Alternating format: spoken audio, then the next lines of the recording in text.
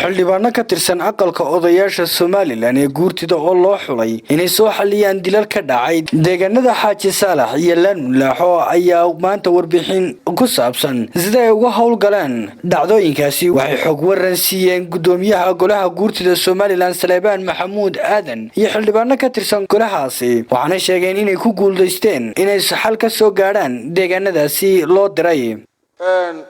Laanmulaaxo markaanu tagnay anaga si wanaagsan baa loogu soo dhaweeyay si fiican ayaa qoladii nooga horeysay ay faraha badnayd ee beesha ahayd ay noo soo dhaweeyeen waxay yiraahdeen arrintii way wanaagsantay wax dagaal oo maanta jiro qoryo oo isu gurtay ma jiro gacan ku dhiiglin baanu raadinaynaa intaanu gacan ku dhiiglaha dawladana waanu adeegsanaynaa ciidankaanu adeegsanaynaa intaanu gacan ku dhiiglaha soo qabanayna nasigoo noo fadhiya hadaatiin guud dabatiibaanu anana yeelay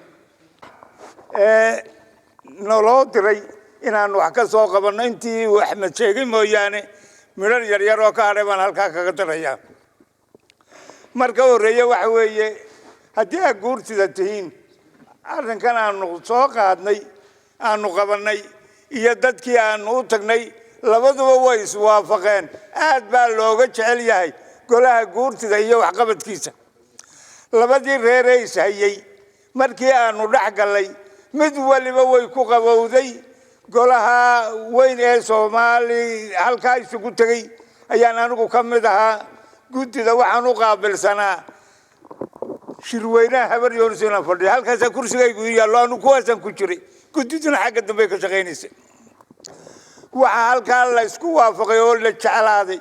golaha guurtida halkuu soo galaba inay nabad ka dhacayso oo la jecel yahay ayuu labadii meeloodba nagu jeclaadeen gudoomiyaha golaha guurtida Somaliland Salebaan Maxamuud Aadan oo isna dhankiisa halkaasi ka hadlay ayaa hambalyo u diray xildhibaanadaasi kuna bogaadiyay sida ay ugu soo guuleysteen inay soo xaliyaan shaqaaqadii ka dhacday deegaanadaasi yaa bilaabay yaa qabtay ma lahayn mar haday wanaagsanaato wanaageedu baa laga rabaa aad iyo aad baa ugu mahadsantihiin